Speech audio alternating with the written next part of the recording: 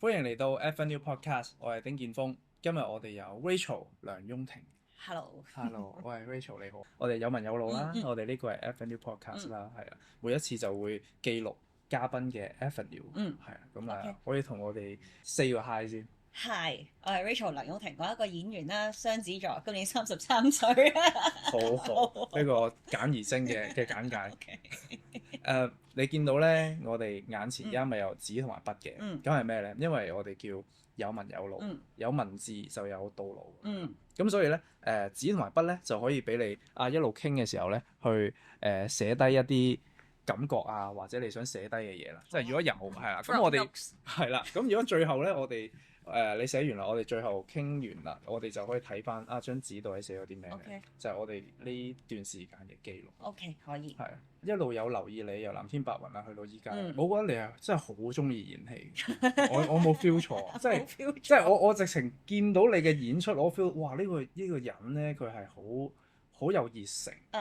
即係你基本上一嗌 action 咧，佢就嚟得嗰一種。係啊，所以咧，我成日同啲朋友去即係講翻，譬如做嘢嘅點滴咁啦，佢哋都會同我有個簡稱，我叫戲劇發燒友咯。就係真係好中意演戲，即係有時候收工咧好攰都好，真係好攰啦，我唔想再討論工作啦。但係我都突然之間又會討論翻戲劇呢一樣嘢咯。哇！呢個融會貫通係最犀利嘅，強者必有嘅。係咩？我唔係強者。即係你呢啲嗜好同埋你嘅工作掛鈎住我。係嘅，但係我成日都覺得咁難得做到自己喜歡嘅嘢，就需要每一日都要保持熱誠去做咯。如果唔係就好冇意思。但係點解你咁清晰自己中意嘅？可能因為我即係以前我讀 BU 嗰陣選擇咗演戲嗰陣就開始喜歡啦。然後好似我會比喻為一個上咗癮嘅一個興趣。你越去認識呢樣嘢，就會知道自己有幾唔夠或者不足，或者越發掘到多可能性。所以對於我嚟講係每一日都係一個新嘅發現咯。所以我諗係被呢個好奇心驅使我咁熱愛呢個工作咯。係，但係再之前咧，即係你讀 BU 嘅時候都已經知道自己想往呢個方向，但係你有冇啲再細個，譬如話可能來自某一次令到你覺得？我諗係我屋企人個習慣係好喜歡睇電視，長期都開住嘅，咁我就會好中意模仿職業呢一樣嘢，即係譬如收銀員啊、姐姐啊、茶樓點心啊咁樣，然後就會同啲屋企人玩呢啲 role play 啦。咁然後我就覺得依種 role play 好正啊，因為依個嗜好係延續到我去即係小學、幼稚園都好，我都會即係譬如以前啲電視劇好興就係同啲人結婚啊，有 wedding 㗎嘛，我就會叫啲男同學可唔可以做我老公，我而家同你結婚。你到埋㗎咯，咁係啊，咁樣咯。所以我諗係以前細個就好中意玩角色扮演呢一樣嘢咯。所以一路呢一樣嘢擺咗喺心，到真係大學去揀科揀系，都揀呢一樣。OK， 咁之後難唔難啊？即係要職業都變成呢樣嘢。都絕對難，絕對唔容易。尤其是我覺得喺我入行嗰陣係14年啦，冇而家嗰個入行嗰個途徑冇而家咁多，即係而家可能選擇會好多，可能可以參加選秀節目啊，或者去建立自己個人嘅一個 business 去做啦。但係我嗰陣中間就係卡住喺 in between，即係其實嗰陣係冇咁多咁發達。我記得嗰陣去尋求工作嘅機會係要上嗰啲Yahoo 啦，嗰陣仲有 Yahoo 演員招募啦，又或者係睇嗰啲臨時演員嗰啲招聘啦，去咁樣做咯，咁咯。咁嗰陣時都有做過啦嘛？都有，因為我係嗰陣拍完首部劇情片嗰陣《藍天白雲》啦，咁然後因為套戲都等我一段時間上啊嘛，咁就一路翻 part time，一路就去揾演員招募有啲咩角色可以做啊，咁樣咯。咁依家都藍天白雲去到依家都一段時間啦，即係12年咯，即係成功做咗演員一段時間。你依家係個感覺係點樣？我覺得又唔稱之為成功嘅，對於我嚟講。我而家嘅感覺都係好唔真實，每一日都好似發緊夢咁咯。我覺得，同埋我會越嚟越感受到時間過得好快咯。嗰個時間過得好快就係你依然對呢個職業保持有好奇心啦，同時間你又見到有好多好優秀嘅新演員再加入呢個 industry 啦，然後由飾演嘅角色到學生啦，慢慢就變咗可能年輕嘅媽咪，又或者可能其他一啲專業啲嘅職業，譬如話一個部門可以做到警察啦咁樣，咁你就會感受到年齡同埋你所演嘅角色嘅改變咯，咁咯，係幾有趣嘅。咁你感受到呢啲改變，然之後去到你以前又好中意，咁都夢想成真。真啊！夢想成真，我又唔即係呢個路仲行緊，仲行緊但係都起碼行咗上去啊嘛。行咗上去，咁又唔係㗎，我又覺得呢個係一個好容易淘汰嘅一個職業咯，所以我又冇覺得話係行咗上去嘅一個感覺咯，只不過我會 feel grateful about 每一日起身都可以能夠做自己中意嘅嘢，包括可能而家同緊你做訪問啊，或者做一啲其他唔一定係演戲，但係相關呢個職業嘅嘢係好開心咯，咁咯。咁有冇一啲嘢係依家你嘅習慣咧係要做，令到你可以繼續做好唔同嘅角色啊？習慣，我諗我就算可能而家都好，可能拍完一啲戲啦，有空檔嘅話，我都依然會上演戲堂去進修自己啦。然後好中意去睇一啲劇本啦，咁樣樣即係可能經典啲嘅劇本啦。study 電影啦，但係我以前我記得癲到我係中意，即係我以前冇咁識演戲啦，叫做我係會一路睇戲睇兩次，然後會見到一啲好厲害嘅演員，我會 drop notes 係誒點解佢呢一場戲嘅選擇可以咁特別咁刻板嘅咧？會分析啦，會即係發燒友咯，會咁樣分析咯。有冇一啲作品你好記得㗎？因為我以前咧，我好中意一套戲叫最迷宮啦，Prisoner 就係 Jake Gyllenhaal 同埋 Hugh Jackman 做嘅。咁然後 Jake Gyllenhaal 咧做一個警察，我覺得佢做得好特別。因為佢做嗰啲 choice 唔係一般可能荷里活式嘅警匪片會做嘅 choice 嚟嘅，咁我就好記得我係寫就係點解佢崩潰嗰陣，佢即係佢個人好 tense 崩潰嘅時候，佢會選擇用咁嘅 body gesture 去 present 嗰個狀態嘅咧，即係我係會咁樣去寫咯。咁你係做功課啦，drop 晒 note，即係依家都喺度嘅嗰啲 note。而家都喺度。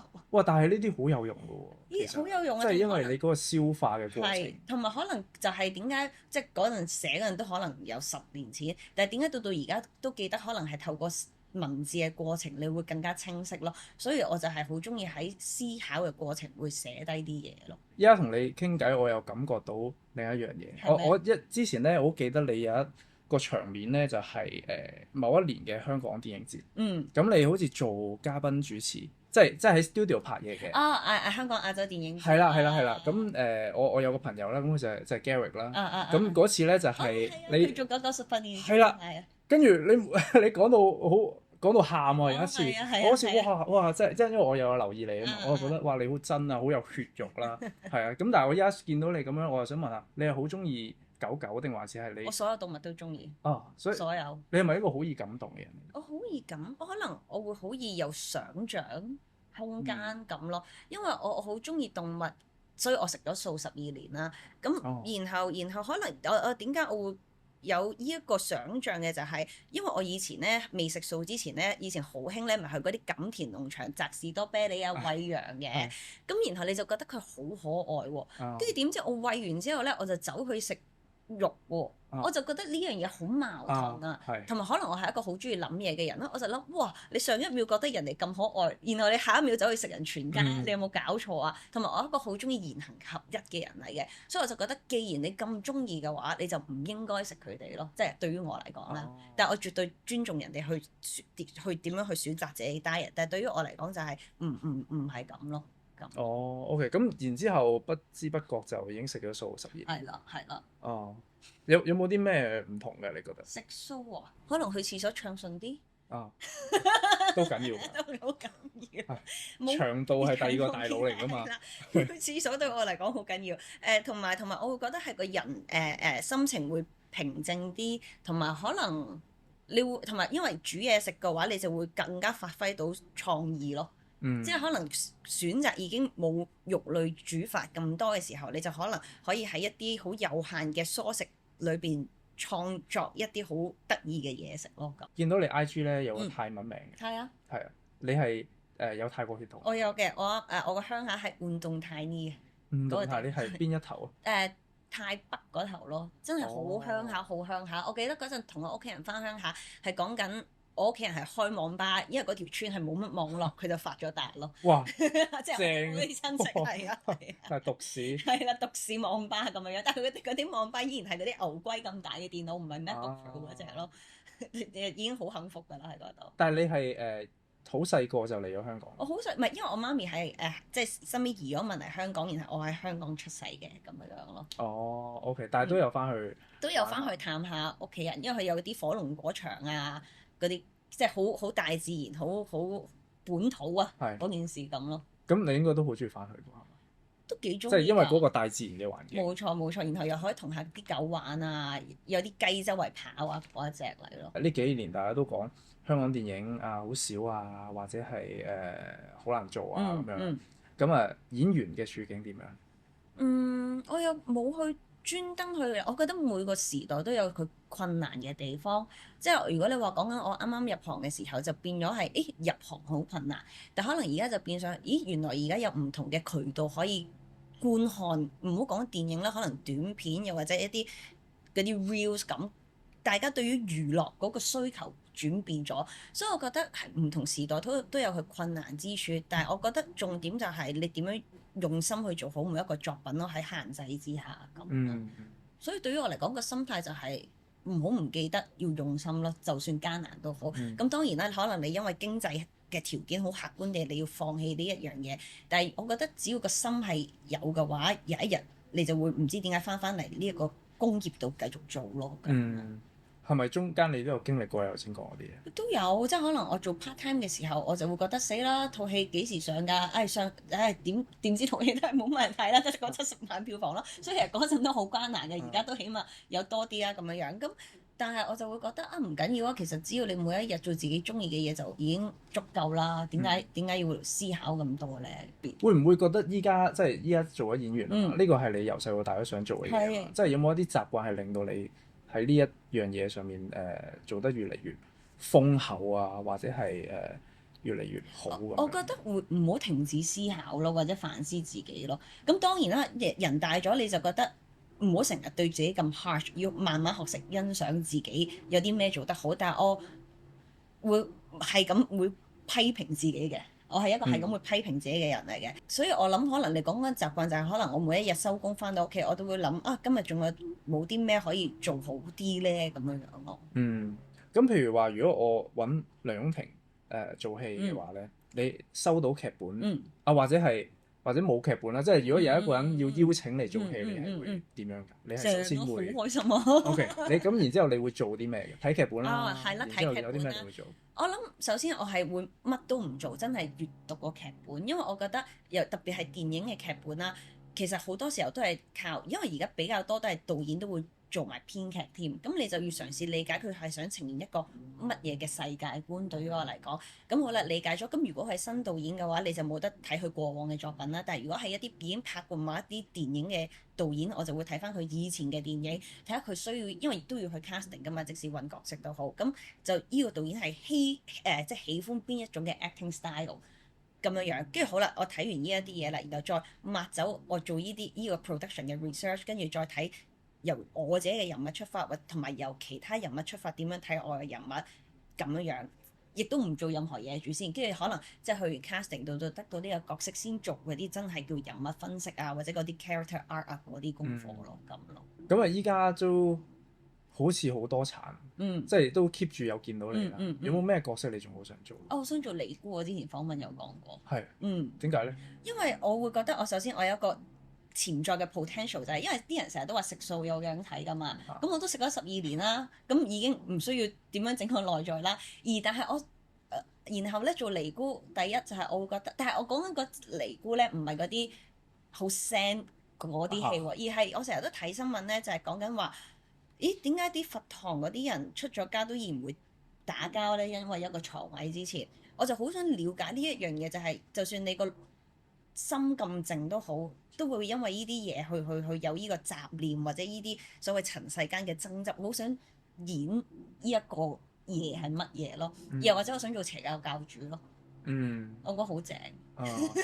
有冇邪教教主呢個係咪因為你睇過有啲嘢所以？我睇過好多嗰啲好可以講粗口啊，即係好撲街嗰啲邪教教主咧，即係嗰啲。你講真係現代嗰啲，即係譬如韓國嗰啲啊嘛。係啊 ，Netflix 嗰啲 documentary 嗰啲大撲街啊，咁然後，但我又唔想做，即係我唔想做受害者，但係我就好想理解呢啲撲街點解你哋咁撲街，但係佢哋真係好撚撲街。咁然後我就想知道，然後我就係演一個撲街，就係。即係一個衰人咯，咁樣樣咯，即係我冇覺得呢啲人係唔應該被原諒嘅，但係我想理解佢嘅心理過程，然後個電影最好就係呢個角色即係罪有應得咯，咁樣咯。誒，咁係咪你平時都有好留意世界發生嘅事？係啊，絕對好留意。盡量希望留意到晒啦，但係而家呢個世界發生太多事，都未必可以留意到晒。咁有時候你劇本你都要有想像個空間㗎嘛，即係可能呢個我唔知講唔講得添。即係譬如可能之前拍陳茂賢導演嗰套戲啦，咁你講新嗰套定？新嗰套，咁其實佢係講某一啲制度嘅嘢，雖然我嘅人物未必而家可以講到咧，但係其實佢都好有關個社會或者當下，即係唔係嗰個年代嘅當下發生啲咩事。咁對於我嚟講，做個角色嗰陣都好需要了解個時代背景。咁但係我哋冇生活喺嗰個時代背景㗎嘛，咁點樣透過我認識而家呢個世界去 relate 到咧？因為其實歷史只不過係不斷重複嘅事情嚟㗎嘛，咁咯。你自己係即係讀表演啦，你之前有冇話對咩科目係特別有興趣？我以前有去過 Poly 咧，上嗰啲暑期堂，我有諗過做時裝設計師嘅。但係因為我數學真係好差，我就發覺原來設計唔係就係藝術，都要計數。落錯車船啦，係啦，我就放棄咗。因為我記得佢嗰啲暑期班咧，係有一個係教你做運動衫同埋內衣褲，而呢一樣嘢係要涉及數學同埋物理嘅。我就拜。但係依家都會，因為你有呢一個諗法存在過，所以時裝你都會有留意。我中意即係我做嘢嘅時候，譬如咧，可能出席啲頒獎咧，我好喜歡揀一啲有 message 嘅 outfit。但係我就唔喜歡設計嘢咯，我發覺。但係我好中意得閒嘅時候再 recreate 自己間屋嘅擺設咯。咁咯，即係只限於此咯。知道自己嘅即係 limit 係啲咩？我考車牌都考咗3次。係啊，依家成功咗。成功咗。你考邊隻？梗係自動波啦。即係 I mean 我係一個咁唔對依類型嘅嘢唔係太敏感嘅人咯，即係我嘅弱點係咁咯。你 Poly 有段經歷啦，你喺浸大都有段經歷啦。因為咁啱你個老師阿智叔咧，即係我以前啱入行嘅時候咧，都有同佢有合作過，即係我感受到佢係一個好好嘅人，亦都好不吝嗇提醒嘅人，係嘛？即係但係佢教你嘅時候，係咪佢都俾過一啲啟發你？我諗就係理解世界嘅啟發都係佢俾我，因為我好記得我嗰陣讀書上佢嘅堂嘅時候咧，佢唔係即係佢第一下唔係話喂你點樣對住個 cam 去演戲啦，而係佢叫我哋揀一段新聞讀啦，跟住之後就係我嗰陣我記得係揀一個印度女仔就喺個巴士度俾啲人輪姦嘅新聞，咁然後就要用佢嘅視點出發去講呢個故事啦，嗰個 acting exercise 就係咁，跟住然後佢就話，即係呢個嘢除咗去理解某一啲人對於一件事件嘅角度之外，其實佢就提醒一個演員就係我哋要有同理心，同埋唔可以唔認識呢個世界咯，因為認識呢個世界對一個演員嚟講好緊要咯。呢個都影響住你，影響住我啊，係啊，所以我就知道，即係你唔可以咁傻更更咁，就係去演戲啦，表演佢情緒唔係咯，就係我覺得演員係需要理解呢個世界，然後透過我哋嘅演出，讓觀眾去理解電影講緊嘅一個係乜嘢世界。你覺唔覺得演員需要使命感？我又唔可以講你有使命感咁大嘅，但係可能對我個人嚟講就係你希望你自己做嘅作品啦，盡量有時候未必可以嘅。係同你嘅做人嘅理念盡量相同咯，對於我嚟講。咁但係唔係套套電影都有咁強烈嘅 message 噶嘛？有時係娛樂觀眾噶嘛。咁有時候拍娛樂觀眾嘅時候，你都需要有足夠嘅 enjoyment 去進入個片場，然後希望自己嘅演出能夠提供觀眾一個喘息嘅空間咯。對於我嚟講，如果唔係遇到一啲可能類似《白日之下》咁有社會性嘅一啲電影嘅時候都好。咁話去到你細個中意演戲啦，去到依家做到，你有冇啲偶像係其實一路喺你心裏邊？冇啊，唔係即係我啲偶像太遠啦，接觸唔到。即係譬如我好中意 Cate Blanchett，但係佢唔會喺我面前出現㗎嘛。但係我記得之前我就係同阿簡有一次去康城影展，我真係好遠喺個 screen 度見到佢咁啱紅地氈，跟住你就覺得呢件事係好夢幻咯，咁咯。